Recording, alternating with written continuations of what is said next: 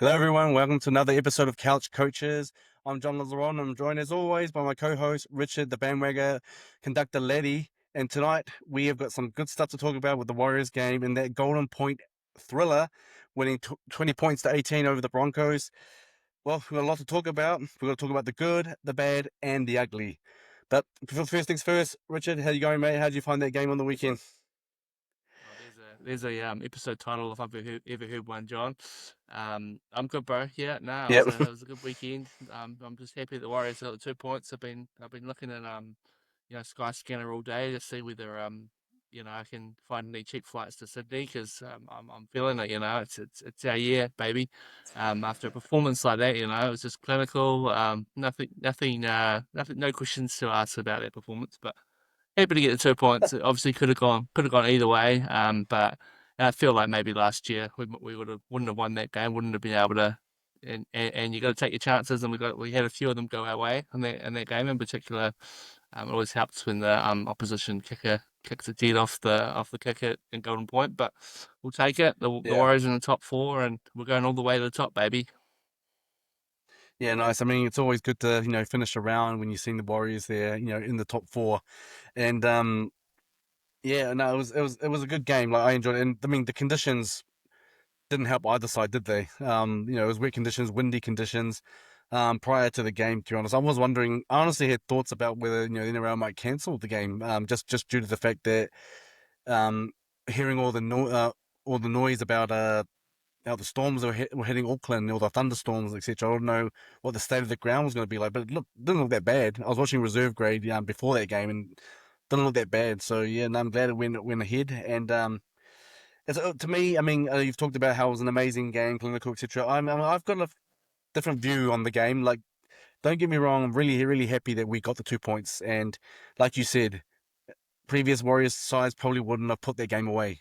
Wouldn't have happened. And that's one thing that this Warriors side have managed to do this year is they're managing to win ugly. And sometimes you have to win ugly when it comes to the NRL, but you can't rely on it.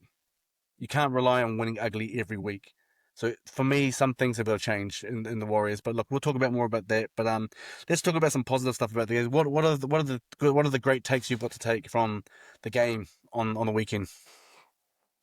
I think you'd have to, take your head off to the middle forwards. I think with a combination of Jackson Ford, Aaron Clark, Mitch Barnett. I thought they all had really good games. They were sort of trying to use Jackson Ford as a battering ram a bit much close to the line, and it sort of forced a few of those handling errors that we've seen from him in the past. But apart from that, they all had some really really good stats that sort of backed them Yeah, up. Heaps of post contact meters in there. We know how we feel about the post contact meters, especially with Adam Fanu or Blake no longer playing for the Warriors, and it hasn't seemed to have sort of had an effect on that. So I honestly thought, yeah, that between sort of the three of them in particular, Lika Halasima again had a huge game. oh, He's brilliant. just like another 3 from 3, scoring tries, and he's just the future of the club, and he's Yeah, become a full on cult hero. But he's gonna he'll be up for all sorts of awards by the end of the year, I reckon. So cool to see him get a start. And then Valmolga obviously coming off the bench as well. So between those two, the future of the club looks pretty good there. Um, we've sort of talked about Tuapiki playing fullback, but I know you sing his praises all the time, but every time he gets a chance, he always seems to make it worth the while, and I think he did that again. And what would have been tough conditions for a fullback, he had 0 errors in the game, so to have 0 errors in the game for a fullback playing in conditions like that where the ball's coming to you, I thought would be great. Yeah, it's just amazing. He had a try assist go his way um, for Cossey's try for that kick, so he sort of showed he's got a bit of versatility there as well.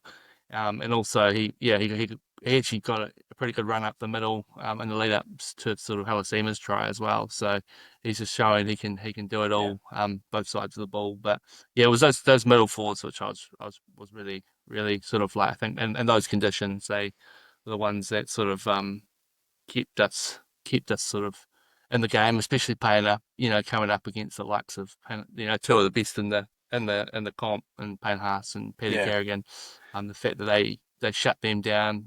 Haas, I mean, it wasn't really offload weather, but Haas wasn't able to sort of assert his usual dominance on the ground because no, of how hard those boys were working in the middle. So yeah, it was. Yeah, I think we all talk about the sort of some of the downsides, I'm sure, but I think there was still a lot of positives to take from the game and from where this team is sort of be as opposed to last year. What was it yeah. for you that really stood out, John? Well, I'm with you on the forwards, on the middle forwards, in the way they did things. I think one thing that's really I'm liking about this Warriors side is that their carry throughs. You know, they're making good meters up the field. You know, it's not last tackle on the 40-meter mark. They're getting close to the line, and like you said, the likes of Jackson Ford, Mitch Barnett, Aaron Clark, they were brilliant. Aaron Clark had another brilliant game. Mitch Barnett, um, sort of a bit of a machine there, isn't he? And also Jackson Ford, not the bigger of the men, but still making those post contact meters, making those head ups, at when he needs to, he's there. So, and I don't think because he came on pretty early, and he stayed on for quite a long time. I can't recall what time he came off, but I don't even if he did come off actually when I think about it, but he was Who's that? Sorry. he was Jackson Ford, he can stay on, he can last the game quite easily, which is pretty handy, and to keep the work rate going while staying on is quite amazing in my eye, to be honest. So I think Yeah, I'm he going to played take he any played positive, 66 minutes. 66 minutes. So it's a lot of minutes which is for nearly a for a full. front row. Yeah, Yeah. exactly. So that's my point. Not only did he play such a longevity of a game, he was able to keep the work rate and the momentum going. Like he didn't seem like he was phased by the length of time he was out there. He just kept going and going and going. So good big work engine on him. So he's just yeah. No, I thought that's the big positive for me is that they can be doing that. I guess the bad thing for me about all that is that when they do actually make the forwards when they do make the meters up front and they get towards the opposition end and they got to the opposition end quite a few times, is that they can't convert all that work into points. I mean, they really do. I mean, like Halasima's try was awesome. Yes, they did it there, but how many other times were they up there and they just couldn't do nothing? And it just looked for me. The reason why I say it's bad because maybe it's just good defense, you say, but really, if you watch the game properly and if you watch the other previous games with the Warriors, the attack is quite disjointed. It's quite disjointed, and it looks like sometimes they just don't know what to do on the final play. What to do, or the lack of grubber kicks as well, especially in those conditions. So for me, that's the negative thing to take out of it. I don't like using the word negative, but I'm just being honest here. I'm trying to look at it from a balanced point of view where yes, I'm a hard out Warriors fan. I'm loving what I'm seeing, but also there are some things that I still think aren't gelling, aren't clicking, and I'm not fully convinced that this is the right side, like the right side. And yeah, that it frustrates me every time we get up there into the opposition end zone and they can't seem to convert the points, or they can't seem to make something happen. That the plays are all disjointed. That's the more frustrating thing. Is I can understand if they try something and it doesn't come off because of good defense or just a mistake, but when the attack is disjointed, that's what frustrates me. That's what's frustrating me, and I have my theories on it.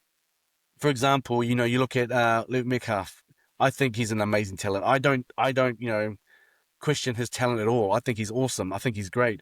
But I'm wondering if stepping into the big shoes of Sean Johnson and having the number 7 on his back is sort of is making him and making make and the fact that he's got the responsibilities now to steer the team around the park.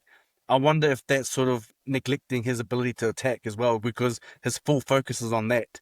Like they're sort of colliding with each other, the two different things, the attack and the steering of the team. I don't know if he's doing it because good player, good sevens, Adam Reynolds, Nathan Cleary, Jerome Hughes, for example, they can all do both. They can attack and they can direct the team around the park. I think he's trying to direct the team because that's his new role. But in the process of that, he's actually not doing his natural attacking game. He's not executing that natural attacking game. So I'm not saying that it means he can't do it. I'm just saying that that's not what's happening at the moment. And he's going to have to learn to be able to do both, to be an attacking seven, because he is an attacking player. He's a natural attacking player. So yeah, so that's my take. For example, let's just talk about his kick, the one that got over there, the one that got us over the line, that 50-meter kick, awesome kick. Prior to that, though, he had missed 4 conversions, but they were heavy conditions. What were your reactions when you saw the kick go over, in Golden Point? To be honest with you, bro, I was down at a friend's house on the weekend. They weren't there, and I couldn't figure out how to get it on the TV, so I was watching it on the phone. Oh, Um, and then yeah. when it got to Golden Point, he'd just sent me his Wi-Fi password, so I was like, okay, I should be able to cast it. And then Oh I no. cast it, and then the kick was going over, and I was like, what's happened here? Like, are they trying to replay of something? Like, and then Yeah, then I thought I must have missed a penalty right at the end of the half. And I had to message the group chat because the replay wasn't coming on. The commentators were just going, "Oh, what a great kick!" Messaged a few of yeah, the boys and just said, "Can someone tell me what just happened?" And they're like, West Rock's kicked it dead." Um, so yeah, I was pleasantly surprised. I didn't have to sit through Warriors Golden Point, especially what I'd seen from his attempt at a drop goal from what was it, about 20 out right in front, and he missed it, which rang some alarm bells for me, massively. I think, like, that was, yeah, he'd already missed one from a bit further back, but, you know yeah, the better sevens in the comp would have got them easily. And we were just lucky that I don't know what Ben Hunt was thinking, but he threw it the wrong way, or he ran it the wrong way or something. They just needed to get the ball to Reynolds, and Reynolds is so good, that he would have knocked over a field goal easily. So I was just relieved, to be honest, and I was happy for yeah, him that he was able to do that. But yeah, had the similar thoughts about the previous kicks. That, yeah, I mean, you said they weren't easy, but I think there was definitely one or two there which I felt like he should have got. You think back to that yeah, Raiders game last year with Harris Tavita, obviously, like that, his kick, Harris Tavita's kicks, the ones that he missed in that game, would probably be easier than a few of those Metcalf ones. But think about how much he got, like pulled apart for that, and then yeah, for Metcalf to sort of obviously have the opportunity to win it with that 50-meter. Like, when you don't see it very much in the NRL, I was thinking, and at Super Rugby, you wouldn't be that surprised by that. You'd just be like, oh, okay, that's just another, yeah, kick that's gone over from halfway. But you just don't see that much in the NRL. So great kick. He's obviously yeah, got a bit of distance in him, but I mean, I imagine he would have been very relieved because I feel yeah. like, the headlines would have been a lot different if he had missed that kick Yes, and you've and just we'd nailed it lost. right there, mate. You've nailed it right there, because that's the thing. If he had not made that kick, the headlines would have been different, and we know that. Not only would the headlines have been different, he would have been roasted by fans, and we Mm. both know this is just the case. And this is the funny thing about rugby league. He missed those 4 kicks, and that's 8 points. I know some of them weren't easy, but like you said, some of them should have slotted over. But that's 8 points. So when you think about it, it shouldn't have gone to Golden Point when just with one of those kicks. But so that's why it's really important to slot those kicks over. But yeah, no, I think you've nailed it when you say if he hadn't honestly got those, if he hadn't have got that Golden Point kick, it would have been a different story. And and now, I'm looking at social. I always like to look at social media and see everyone's thoughts and stuff. And it's quite interesting when you see people praising him, giving him all the praise. And yes, he deserves the praise for that kick. I thought it was an amazing kick too. I mean, he did it from 50 meters out, and it went over with ease.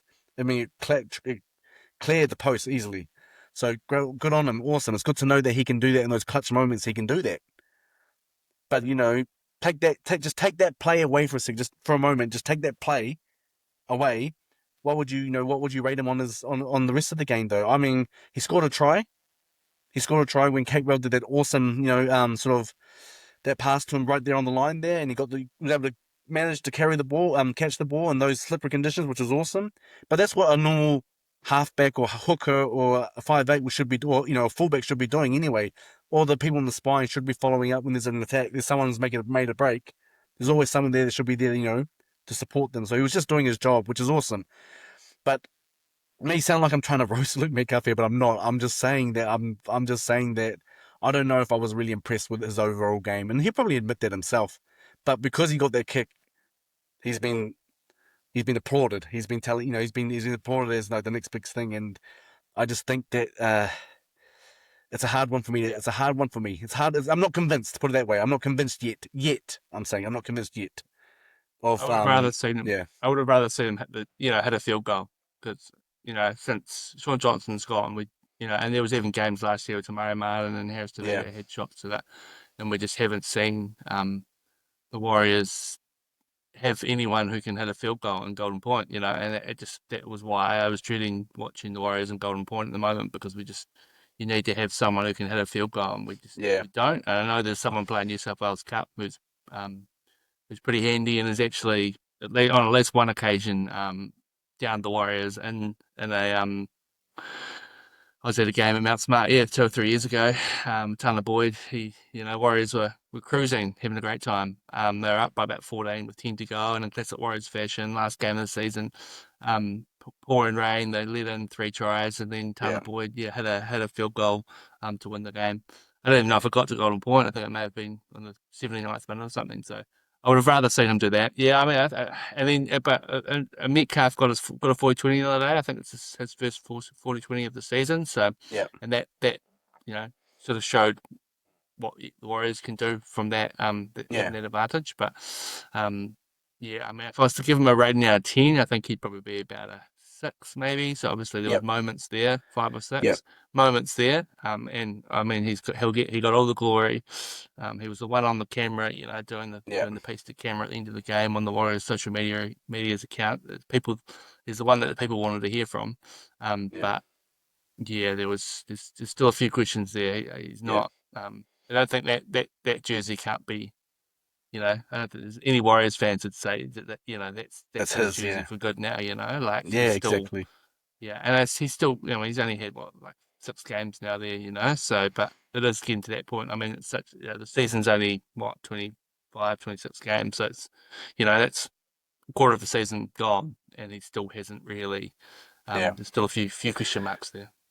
Yeah, exactly. And that's why I said you nailed it before when you said if the headlines would be different if he didn't get that kick because um I don't think he had the greatest game. I'm not saying he had the worst game, but I don't think he had a great game by any standards because by any standards of a seven who steers his team around the park. That's what a seven is supposed to do. And they're supposed to attack as well. And I just think there's a bit of a an overload or a bit of an overwhelmingness where he's just trying. I think he's got the responsibility and it could be even the fans' faults. Where we just hyped them up. He's got all this pressure around him to fulfill. To sorry not to fulfill to fill Sean Johnson's boots and do what he could do because Sean Johnson obviously could attack and he could steer the team around the park. And I think that he's just because of that pressure, he's just focusing on one element and not and neglecting another, and that's why it's not working out the way he wants to. Especially, and you can see it on the fourth and fifth tackle plays where the attack is so just disjointed. Not just him as well. It's just there's other halves there as well. They do the job as well, but I just don't. I'm just not sold on our halves pairing, and that just leads me to my hot take for tonight because I watched the second half of the New South Wales Cup. I only got to watch the second half, but I saw enough of Tanner Boyd there to make to think that he needs to be in the side somewhere, even if it's coming off the bench. I know they had Tamade Martin coming from the bench on this game, but for me, Tamade Martin is just wasted on the bench. I think with Tamade Martin, you got to start him rather than start him rather than have him on the bench. Like for example, Harris Tavita is someone that you could have as a 14. He's the more utility person that you could have on the bench. For me, Tomato Martin, if he's going to be in the side, he's probably better than starting rather than coming off the bench. But anyway, going back to my hot take, Tanner Boyd, he was amazing. He was fluent. He was clinical. His kicking game was on point. Whether it was a grubber, whether it was up and unders in his last tackle, everything it was just on point. And his ability to actually attack and steer the team around the park was just awesome. I was watching it closely because I was just thinking, this is what we need. I was watching it closely because it was easier to see. But also at the same time, I was thinking this is what the Warriors' first grade side needs, and surely, and I mean, you might have seen it on our social media page. I said surely he's knocking on the door.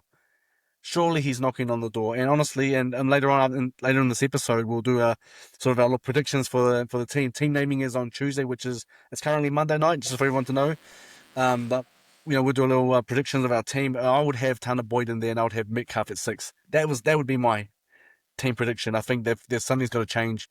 Something's got to change there. So for me, my hot take is put Tanner Boyd into the halves. I think the team will be a lot better, will benefit with Tanner Boyd being there from not only from a team from not from a team direction in terms of setting up the plays etc. But also from the kicking game. I just think he's the person to do that.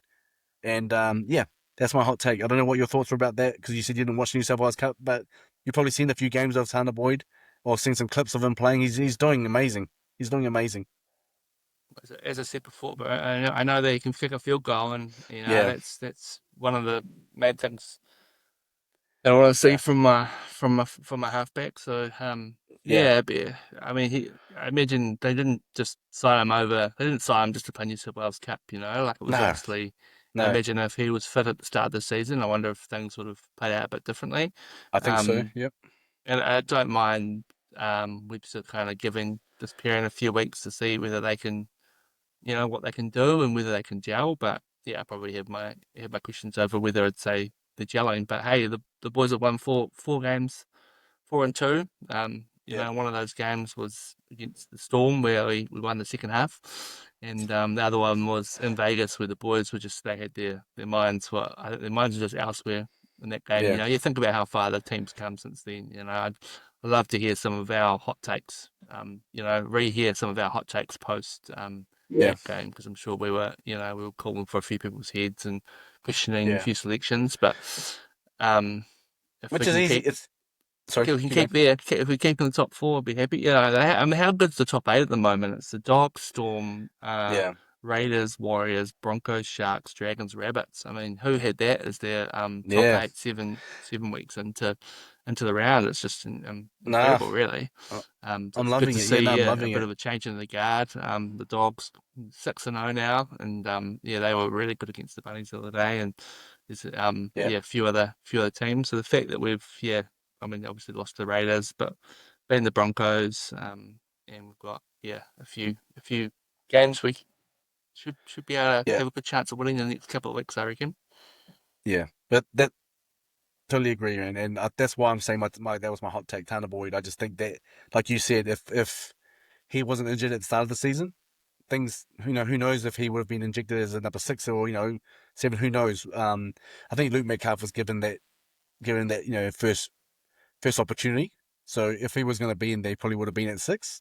But I think that he would have been there if he wasn't injured. And maybe they're going like you said because they're winning. They're just saying the old saying don't need to fix something that's broken, that's not broken sort of type thing. But Mm. I mean, let's just be honest with you. Let's just be honest. The games that we've won, they haven't been won on clinical performances.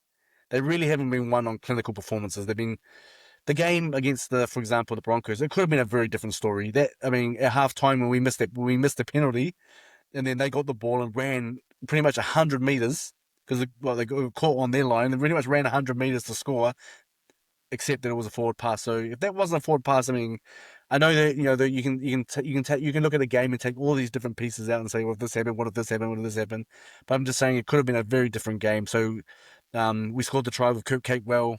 We picked up the ball. Awesome effort from Kirk Capewell at centre when we haven't even mentioned him yet. There was a lot of people calling for what the heck is Kirk Capewell playing at centre. I thought he did a pretty good job. I know that that's not going. We all know that that's not going to be his position going forward, which is it makes you think, right? Because like Hilasima is definitely going to be continue to start, but with players coming back now from suspension, where does Coop Catwell go? Does he go to the bench, or does he start, or do they put like, Hilasima back to the bench? What's going to happen? Don't know what's going to happen there, but Oh, like I imagine he'll just go back to the back row. Yeah, and that's what we know about this team. It's whether yeah, it's probably I don't know whether it's what I would do. I think the way Lick is playing, they need to keep him on the field, and he proved yeah, that a lot of people were like, keep him as an impact player, but he proved he can provide just as much nah, impact starting. yep. He deserves a spot, So right? He deserves a spot big time. Like he's not an impact player. He makes a big impact when he's on the field, whether he's starting or not. So yeah, he deserves to be there. You need him on there. You need your big time game players on there, and he's one of them now. He may be young, you know, more the rookie side of things, but he's showing up every day, every game. Sorry, and he's showing that he's got the goods. And yeah, no, keep him on there. Keep him on there. I reckon. yeah. So that's gonna I be mean, at the interesting. end of the day, bro, at the end of the day, I was just gonna say, if you told me at the start of the season that we'd get a win against the Broncos, without DWZ, Rog, Yeah, Fisher Harris, and Chance, and Rocco Berry as well, like I mean, but those four in particular, like they're four absolute yeah, starters every day of the week. So the fact that we got a win against the Broncos team, who were, I'm just trying to think, I'm pretty sure they're fully fit. Like there's no one that is, there was no one yeah, who would usually start who'd missed that game. So yeah, to take a win against the Broncos, especially the Broncos. I mean, I know they're one of my least favorite teams, and I'm pretty sure from memory they're up there for you as well. So yeah. The yeah, I ponies. mean, Yep. I'll take that every day of the week. Yeah, And if they can just keep just they're not ugly, but they're definitely These are games which in previous seasons the Warriors would have lost, so maybe there's just been a little mental switch there. Having some of these Aussie guys there, like some sort of Barnett and Ford and yeah, Wade Egan, Kurt Capewell, they just bring the boys back down to earth. Um, but yeah, no, there's a few questions. yep. Should we smash out some Wally M's, John? We shall. We shall. You go first, mate. I'm still thinking about my last one, but yeah, you go first, mate. You. I'll go back. Yeah, so 3 points. I think we've both given him a few shout outs so far, but I gave Yeah, it to Lika Halasima. yeah, He scored for the third week in a row a try out of what basically nothing. You think of the three tries he scored, they've all been different. A runaway, one from a sort of kick where he had about four Storm players around him, and then the other week he took the ball from about 15 metres out and sort of ran through about three or four Broncos defenders. He had four tackle breaks, played 69 minutes, so big minutes. We talked before about, like him coming off the bench being an impact player, but he proved that yeah, he can put the minutes in as well. So I loved what I saw from him, and yeah, I yeah, hope that he'll start again. But I suspect once everyone's fit, he'll probably come back to the bench. But there's no way they can't not have him off the bench at least. I still remember that Broncos game he played. Bulldogs played last year's debut game, and he came on, about 60 minutes into the game, and he was just doing these ridiculous runs and brought so much energy. So it's cool that he's been able to sort of just keep that up, and I just hope that yeah, he doesn't get signed to the Storm next 2 or 3 years and then becomes the next Ali Katoa. yeah, Um, 2 points to Ian Clark. Yeah, I mean, we've both shouted him out heap, but yeah, played 60 minutes, so a few extra minutes than he has been the last few weeks. But 20 runs, 160 meters, so he topped the run meters for the forwards. yeah, 29 tackles, and he was just a very important part of that. Those boys in the middle really doing the hard yards. And 1 point to a picky. I thought, yeah, I just probably would have rather still seen Tamari Martin have a go at the back and keep Tuapiki on the wing just while we've got Rog um, Dallin out for so long because it's just he's still yeah, learning how to play in that position. But yeah, every time he gets a shot on that number one jersey, he takes it up. As I mentioned before, he had a try assist. He sort of for Kossi's try, it was a pretty unconventional kick, but worked well, and well done to Kossi to be able to just have the composure to get it down. 172 meters to top the run meters for the team, nice. and I Yeah, mentioned before 0 errors, which I thought for a fullback on a night like that was sensational. So it's my 3-2-1. fair enough. Yeah, have you Mine's come up with yours very yet? similar. Yeah, very similar. I mean, normally I would go with my boy Tuapiki, but I actually don't have him, so it's a bit of a surprise there for one. But no, Halasima three, and just like everything you said, pretty much just echoing everything that you said. For someone so young to make his to stamp his foot on not only on the Warriors side but now on the starting side, and he's making an impact every time he's on the field, and his carries are awesome, and he's just so athletic, so big but athletic as well. And I just think that like you said, he's someone we have to keep. We have to lock him in for a long time, I think, because I'm confident that if he was available, I don't think there'll be a lot of clubs that would want him. They'd want him. That's for sure. So he's definitely someone that, like you said, he's the future. He's the future, and I think there's a few players there that are the future of the club. So he's definitely one that we need to lock in. But yeah, 3 points for Halasima for me. I had Aaron Clark at 2 points as well. I just thought I'm loving that every game, no matter how good or bad the Warriors are playing, he's still doing his job, you know, to perfection, pretty much. I mean, he's not the big ball playing lock. You know what I mean? He's more of a Yeah. one that just takes the hits up. He more takes the hits then rather than actually getting in the line and passing it on to the next the next player. But he seems to be he's quite a slippery little character, isn't he? Like he's breaking tackles and players are they're slipping off him. Miles, obviously slopped on some KY on him on his legs or something because he's just slipping through those tackles. So um yeah, no, Aaron Clark, I think he's amazing, and yeah, and when we bought him at the start of the season, I was just like, yeah, okay, cool, but I wasn't like so excited. But now I realize, wow, what a buy. He's awesome. He's great. So yeah, Aaron Clark, 2 points, and my 1 point was for Mitch Barnett. I just thought he led from the front for not just for what he did in his carries, the post contact meters, just all those meters that you mentioned, all the stats that you mentioned as well. But his leadership on the field was awesome. I just think he's having a big influence on this side, and I think that's an awesome thing. An Australian coming over, having a big influence on the New Zealand side. It's awesome to see. That he's loving it, and I saw in his post match, and this has got nothing to do with his game, obviously, but in his post match conference where he spoke about like representing, well, the cultural week, the jersey and what it represented, etc. So I just thought it was awesome to hear him say that sort of stuff, and yeah, that's why I'm just thinking like his leadership and his just ability to rally everyone and keep going forward. I think that's awesome. So yeah, Mitch Barnett gets 1 point from me. Yeah, that's fair. Just a quick just reminded me of we're watching the game. I was watching it with my brother and sister-in-law and my wife, and Yeah. everyone was like, "What's the story with the jersey?" There was a few questions being asked about the jersey, and I was like, "It's to do with culture around," and we were just trying to figure it out. I quite liked it, but I had another friend saying it looked like a laundry mishap. What were your thoughts on the jersey they were wearing on Friday night? Oh, it's funny that you say that because Saturday night. Sagina was next to me. My wife was next to me at the time, and she goes, "What are they wearing?" And I said, "Oh, I said the same thing. Like I said, what you said. Oh, it's culture round. So they're just wearing a jersey of a mixture of different patterns from different cultures that they're embedded in the club." And she was like, it looks like money. It looks like a dollar note. Like the faded dollar note sort of type thing. So yeah, that's what she was like. She didn't know it was culture around or anything, but she said, "What are they wearing?" She was like that. So I was just like, yeah, I just thought, oh yeah, not a bad jersey. I've seen better, but I Yeah, didn't really think I was nothing. the I same. wasn't thinking too much of it. It was just funny hearing my wife thinking it looked like a dollar note. Yeah, Yeah. I wasn't too yeah, offended by it, but I think I've seen them have better culture around jerseys, but yeah, yeah, probably seen them have worse as well. So no, I just thought yeah. because it was funny because everyone was asking me, and then I was sort of like, oh, this is why, and then yeah, the few of the boys were asking about it in the boys chat as well. So I just thought I'd Well, shout out let, that. let me let me ask you this then about the chats because whenever there's a game that the Warriors play, whether they win or lose. I mean, I'm pretty sure both of us, we all get, there's all of a sudden my phone starts pinging, ping, ping, ping, ping, ping.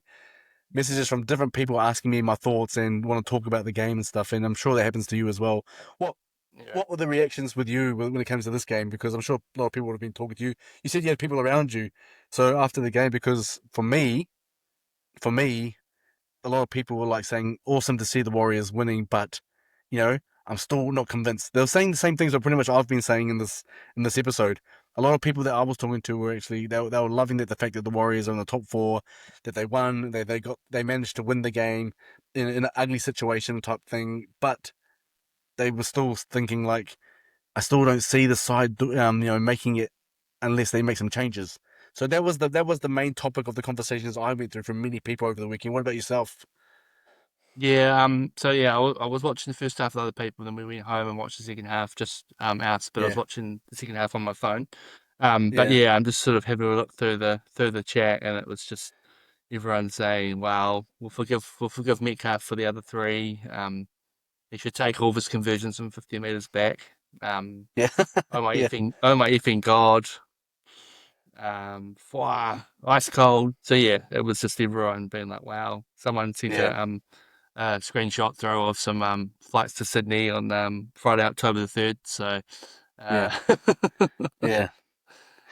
yeah, it was just everyone sort of just being like, "Wow, that's wild." We'll take it because yeah, absolutely. Yeah, as I said before, we'll take 2 points from that. And Yeah, it's Reece and Walsh, maybe he feels a bit bad for dogging the Warriors all those years ago, so he thought he'd give one back to the Mount Smart faithful. So he seems to yeah, just not be quite as electric has been the last couple of seasons. He really seems to have. no, yeah, I know Friday night, Saturday night wasn't the greatest conditions for him, but just this whole season, he just seems to be. I mean, maybe there's been an injury near him, and which is now sort of yeah, actually caught up with him, PCL, and looks yeah. like he's out for Origin. So, great for all those New South Wales fans out there. Nah, Kalen Ponga would have got it anyway. But no, you're right. He hasn't had the greatest start to the season, and you know, I mean, I don't know that kick where he kicked it. Obviously got a big boot on him. Got it over the line to give us that penalty. But I don't know. Maybe the water from the rain got into his eye and the eyeliner, and I don't know if it just judged his, just sort of just blurred his eye vision. I don't know. I don't know. But no, he didn't have the greatest game. But kudos to him for staying on the whole field because he got the injury pretty early in the game. Like, I think it was Yeah. within the first 5 minutes he got that Oh, injury and was he it? stayed I on. missed that. Yeah, it was in the first 5 minutes he got the injury, and I think when Kirk Capewell hit him hard and he got up limping, I think that's where it still started. So for him to stay on the field for 80 minutes, after all that, got to give him show a bit of respect for that. So, but hopefully he recovers well because we're not dogs here, so hopefully he recovers well from that game. But going, like on the comments as well, I saw that another common comment was, I think even you said this as well, was like, um, the Warriors don't make this easy on themselves. That was the reason why I'm pointing out that line is because it was quite common between many people. They don't make they made that hard for themselves, and this is what I mean by, yes, they're winning in the ugly, but it doesn't have to be that way. If they just tidy up a few things, like I would rather see the Warriors instead of doing some razzle dazzle. Like I'd rather see the Warriors do a bit more clinical. You know what I mean? If the play on the last tackle, for example, if the play doesn't come off, fair enough. Doesn't always, not every play is going to come off, but as long as they do something clinical and something really good, and but I'm not seeing that though. That's the thing. On the last tackle, I have really, really minimal hope that something's going to come out of it because it just looks so disjointed. And I know that a lot. That's another thing that a lot of people are saying to me. The attack just looks rubbish. And I mean, people might, who are listening to this, go ahead, roast me. Don't agree with me. It doesn't bother me. I'm just saying to you that it just looks so disjointed to me, and that's something that they're going to tidy up. Which is why I'm hoping my hot take will come into place where Tanner Boyd makes the side, because I think they just need a bit of they need to inject someone that's got a bit of a it's got a bit of a brain that can actually steer the team around the park with ease. That doesn't phase them, That doesn't phase them. So yeah. Anyway, that's what I wanted to ask you, mate, about that. So should we just move on? So what else have we got on here today, mate? Did you have anything for ChatGPT? Ask ChatGPT. Oh, I just asked ChatGPT who the great. I had a feeling I know who the answer was, but who the Yeah, great. Well, the field goals are really kind of playing with my head, and so I wanted to know yeah, who the best field goal Warriors player who's as far as field goals sort of go, and you'll be no yeah, surprise to say that this was ChatGPT's answer. yeah, John Johnson is widely regarded as the best field goal kicker in New Zealand Warriors history. Over his career with the Warriors, he successfully kicked 17 field goals, the most in the club's history.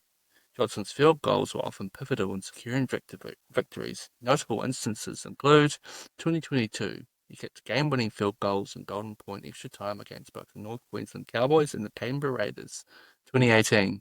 Johnson slotted 2 field goals in the dying minutes to clinch a 2019 victory over the Canberra Raiders.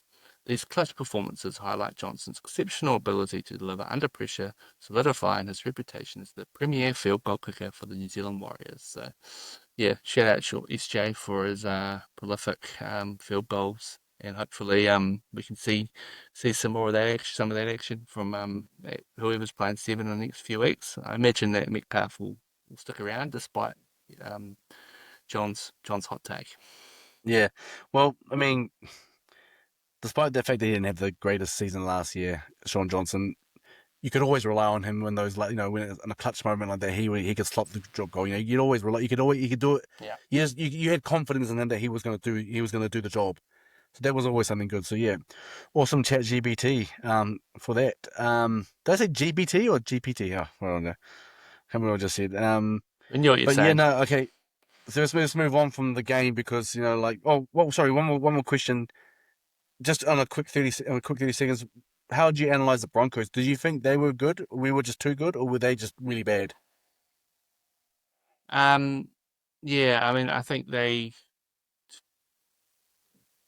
what we would do to have Adam Reynolds play out, like when just when he's Yeah, playing, that team just gets on such a roll. So I'd be a yeah, little bit concerned if I was a Broncos fan, just after the loss to the Roosters and then that loss.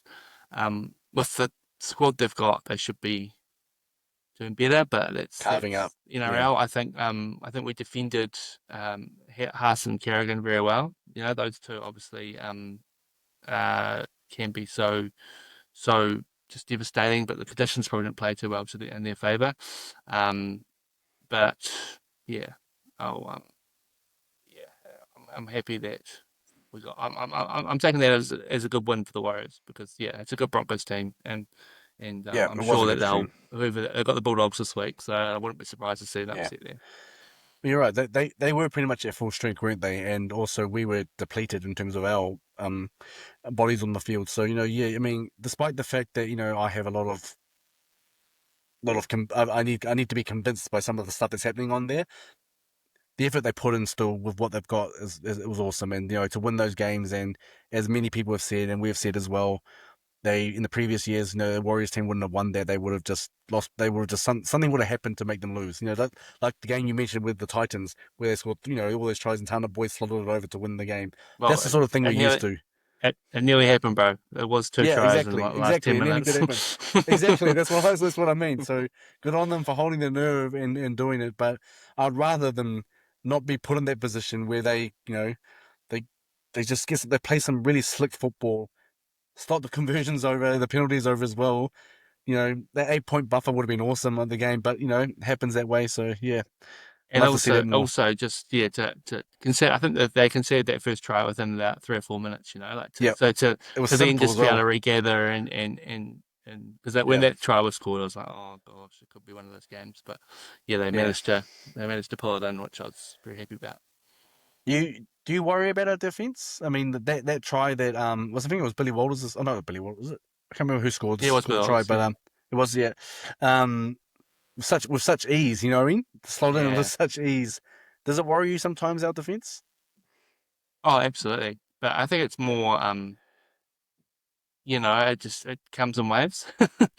We're just unable to sort of just like put that polished 80-minute performance together, which I mean, very few teams are. But yeah, when we Yeah, switch off defensively, I mean, it showed in that for that try, and then in that last 10 minutes when the Broncos kept crashed over for another couple of tries as well, which there was a bit of question mark over that Reece Walsh try, but I think it was all right. Like I'm pretty sure it went back off was it Arthur's or Cobbo? I can't remember who. Um, but yeah, I yeah, mean, we just sort of like, and there was just players standing around, just sort of no one quite knew what to do. So. Um, there's a little few concerns there, but I think on the whole, like yeah, as I said before, like the fact that we were able to really in the middle there keep it tight, against like the likes of Haas and Kerrigan, I think that's a good test for them, and the fact that they were able to sort of keep those guys contained. There's just still a few question marks, but yeah, yeah. it's not my Fair number one enough. concern. Yeah. Yep, fair enough. All good. Well, look, mate, let's move on to the night's game. Look, as I mentioned earlier, everyone is listening to this. It's Monday night here. We're recording on Monday night, so team naming is not until tomorrow. The episode will be out tomorrow. So, um, I guess right now. So if you're listening to this and it's Tuesday and it's Tuesday evening, for example, and you're wondering why we're trying to predict this because we're recording on Monday night. I was hoping to go over the team and see because at the moment we have Chance coming back right this week. Chance coming back. I think Rocco Berry's coming back as well, um, from suspension because he only had a 1 game suspension, I believe. So that means the juggling will have to start up again within the side. They had to move. They had to shift a few players around this game, and that'll happen again now that some players are coming back into the side. So I wanted to ask you, mate, for the night's game, what do we do? What is the lineup? What is your predicted lineup? You can tell us your preferred lineup, which makes it easy, or what do you think is actually going to happen? What do you think Webster's going to do? Put yourself in Webster's shoes. What would you do? Well, yeah, I mean, Rocco Berry comes back in, and Yep, it was just 1 week, so I suspect he'll come into centre, um, and then you'll have him and Ali Latoa in the yep, centres, with Tuapiki back out to the wing. Chance comes back in. I think Chance has been great this season, and I know we do sing Tuapiki's praises, but Chance. Yeah, I mean it's his jersey to lose, and I think he's been one of the best for the Warriors this year. So yeah, him and the other wing spot will go to Pompey, imagine. yep. Who he had a bit of a, didn't have his greatest game the other day. Nah, I still would prefer to see him in centre, but I think he's third on the picking list, and there's more value in starting those two young guys. yep, And Pompey probably offers a bit more versatility at being able to play on the wing. yep, Um, yeah, and then I mean the halves will be Harris Tavita and Metcalf. I'm about 95% sure of that. Okay, I'll leave a few percent just for your for the sake of your hot hopes take. and Yeah, wishes. And then yeah, I mean obviously Jackson Ford started last week. And he was great and he put in the big minutes. Um, we talked about last week about the opportunity, potentially Nukori starting in yeah, that front row. So I'd like to see that with yeah, obviously Ian at hooker and then Barnett and um the other front row spot with then so that means Halasima can start with Capewell and then Aaron Clark obviously at 13 and then yeah, the bench will be sort of forgotten who I've put where here. But I imagine yeah we have Valmalga, we'll have I mean who played on the bench in the weekend? So Tamara Martin was there, wasn't he as well? yeah. Yeah, and then Jackson Ford on the bench. Valmalga will put Sam Healy there for a bit of the versatility. I know Yep. that's not going to happen, I like but that. I'd like to see it. And then I like that. Tom Yep. Alley, not Tom Alley, Bunty. Yep. Nice, mate. Well, look, I like that, especially Sam Healy. I think he's doing a great job, and he's showing that he's got the goods. And he's plays hooker, but he's a bit of a bigger body. So he's not like like the traditional sort of hooker that's more of on the shorter side. He's actually quite tall and big, and I think he's got the goods. And I think it won't be too long before you see him because I mean I read I don't know if this is true or not, but I read that Webster was talking about waiting and won't be playing 80 minutes because they need to rest him. Sometimes remember how they took him off and then they put Harris Tavita into hooker and Yeah, Tamari Martin into 5'8", or I think that's what they did. Yeah. Anyway, but so I think I think Webster will be looking along those lines. Who's the best to be a utility? Because my side that I'm going to predict now is not based on what I want. Because if I had my way, it'd be very different. But sort of thing. I'll be like you. I'd be having Yukure, playing in the front row, for example, stuff like that. So this is what I think Webster will do. I think Chance will come back at fullback. I'd rather see Tuapiki there and have Chance maybe play on the wing or centre. I'd rather that, but I don't see that happening. So Chance at fullback, Tuapiki at one wing, Alili Otoa on one centre position, Rocco Berry taking the other. I think Kossi will come out and Pompey will be pushed onto the wing. So that's the back row for me. So the back line for me. I think Tanner Boyd is going to come into the game.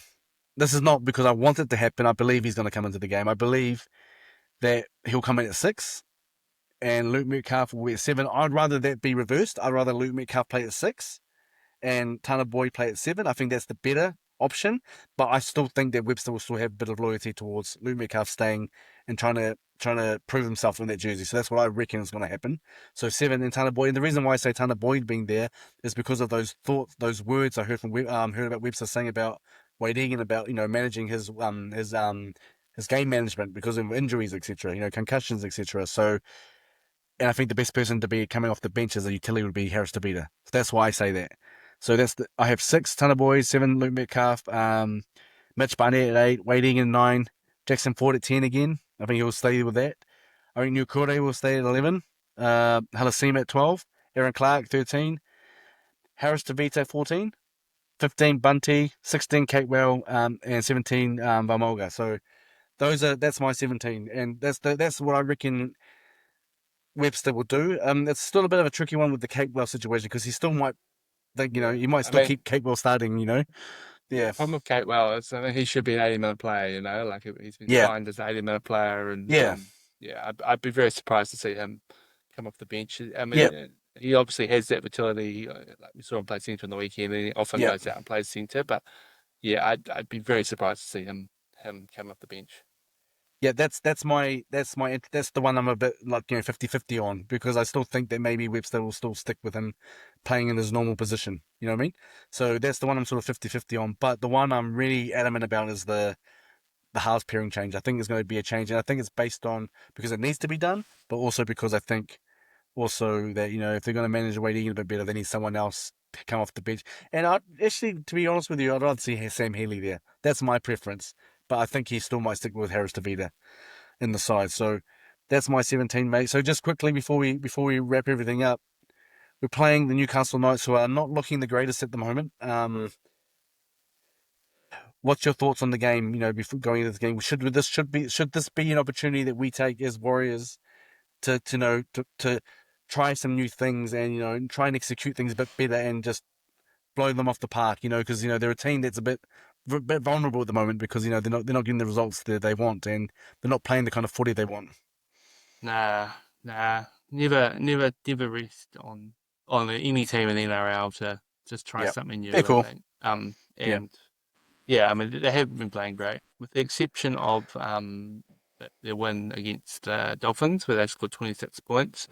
They've yeah, only scored 7 tries in the other 5 games this season. So yeah, they considered 34, 20, 20, 26, and 10 in the other games. They managed to get one win out of them. So yeah, they're in a bit of strife, this night's team, and yeah, um, obviously Anzac Day played down in Christchurch. I think the Warriors, from memory, have got a pretty mixed record in Christchurch. The last few times I feel like they've gone there. I mean, I think they went there last year and got a win against the Tigers, but that may have been pre-season. yeah, But yeah, it'll be great atmosphere. I'm sure the NRL do Anzac Day so well. So I'm very jealous everyone going. I bought my old man tickets for his birthday, so he's heading along with either my mum or his mates. So I'm happy to. I'll be yeah. I was like yeah. I should have gone down myself, but It was actually a life. game I wanted to go to as well. I was actually hoping, Yeah, but I've got to would work have been. all of Anzac Day. All of Anzac Day, I've got to work throughout for all the services with my role. Yeah, So yeah, so it's yeah. I just can yeah, it imagine wasn't going me to putting happen. on. Yeah. Mm, Um, but the Knights have got a pretty good record against us. They've won 6 of the last 10.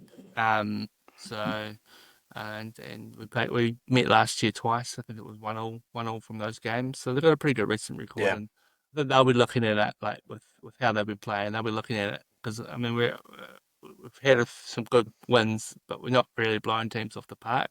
We're not scoring a no, lot of points, and that's what's been happening to the Knights. They've been coming up against teams that are just blowing them off the park. The Sharks last week. I'm trying to remember. The Tigers the week before, it was 20-4 or something like that. So, yeah, um, it'll be whether we can. Yeah, I mean, I can't imagine them scoring a heap of tries against us, but we'll just hope that we can get enough points to get us over the line. But I don't want to be yeah, seeing too many mass changes, just because we're playing against a Knights team that aren't great, because we know that yeah, the players are there in their team, but something's just not right. Something's not gelling. yeah, And Callum Pong has been very miscoached, I think. So it'd be interesting to see if Adam O'Brien sticks around for the season, I reckon. yeah. Fair enough. Fair cool. Yep. Awesome, mate. So let's wrap things up. Let's go through the tips. Want to take us through tips for this week, and then we'll wrap it up from there. Sure thing, Barry. So first up, we've got I'll run down over here. Um, Broncos Bulldogs on Thursday night. It is in, guess where they're playing? At Suncorp. You'll be shocked to hear Broncos are back at Suncorp after their one of their 3 games away this season. Um, yeah, I think I'm gonna go the Broncos. I think they'll bounce back. I think the Bulldogs they've looked good, but the Broncos will when they get in that mode they can score a lot of points and it could be a Yeah. bit of a shoot off, but I quite like the Broncos here as underdogs. Yeah, I'm with you. I think so too. And I mean, to be honest with you, I haven't actually watched the last couple of Bulldogs games. I haven't watched them, so I know that they've been they took the bunnies apart apparently. So but I didn't see how they did it. So it'd be interesting to see if the bunnies were just really bad or they were just too clinical, or the Bulldogs were too clinical. But really hoping that Yeah, the Broncos do bounce back, for the sake of the competition. So yeah, so I'm going to go with Broncos as well, mate. yeah. So they just it was their defense. The Broncos Rabbitohs just couldn't get anything through them. Yeah, They probably had. I thought they had a few referee calls, maybe 50-50 calls go against them. But they also yeah, Rabbitohs weren't doing themselves any favors. They were just they kept, yeah, a few errors here and there, and yeah. So um, I think yeah. I mean the six wins in a row is good. You'd be happy with that.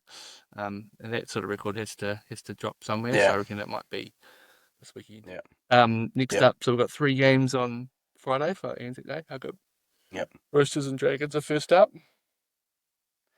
It's Um, a it's a hard one, isn't it? That one. yeah, it's a real hard one.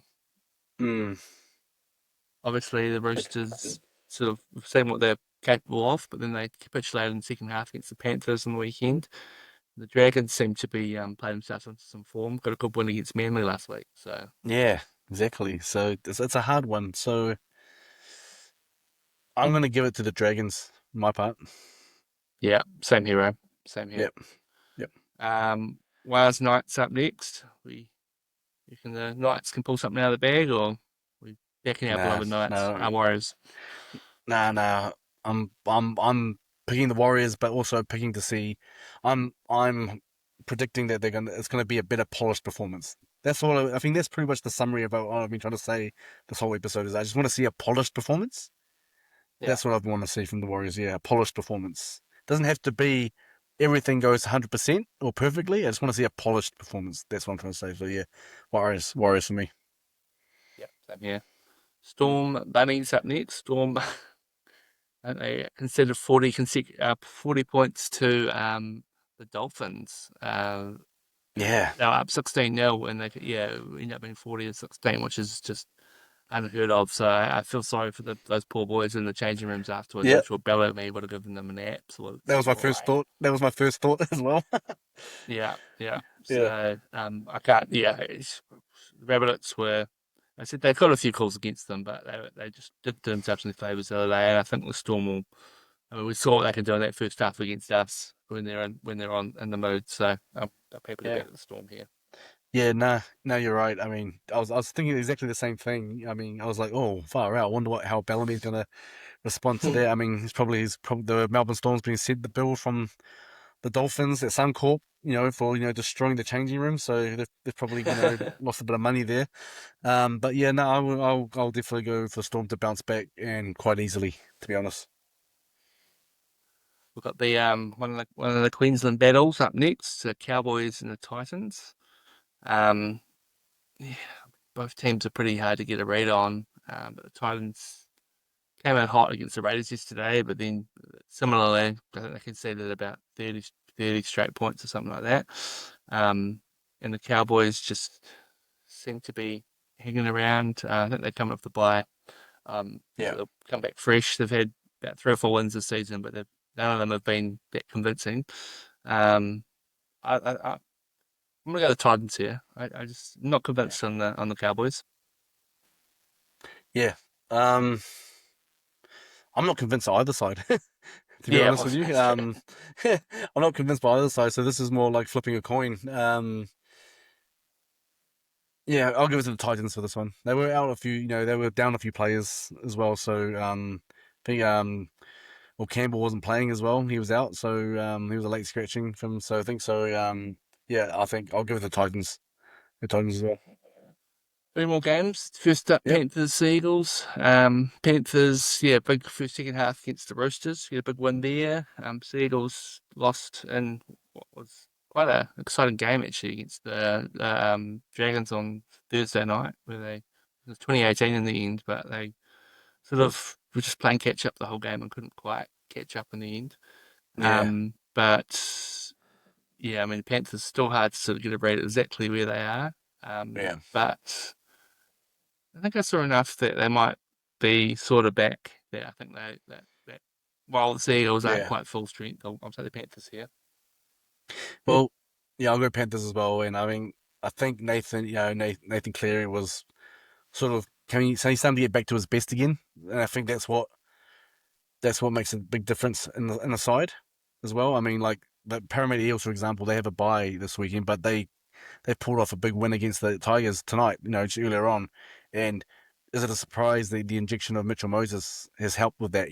Sort of thing after coming back from injury. So I'm just saying that you need when your halfback has got a bit of form, that does wonders. Benefits the team immensely. So I think that with Nathan Cleary sort of coming back into a bit of form, I think that's just going to help them a lot. Get them over the line. So yeah, so I'll go with Panthers again. Mm-hmm. Two accounts. Raiders, Dolphins next. My beloved Raiders. Another big win in the weekend against the Titans. And Dolphins obviously coming off one of the probably the greatest win in their club's history in their two and a Probably, half years. probably, yeah, It'd be hard to sort of look past that. A big win over the Storm. I think they've now beaten 15 of the other 16 teams in the comp. It's just the Bulldogs to go, which yeah, is pretty impressive for a team in their third year who you look at them on paper and they've got no right to be beating the Storm, but there's just yeah, something there. yeah, So it is in Canberra though, so I can't look past my beloved Raiders. yeah. I'm going to go with the Raiders. I mean, no one's talking too much about them, but they're just going about their business and they're doing well. Well, I think they're second, are they, or third on the table Third, now? yeah.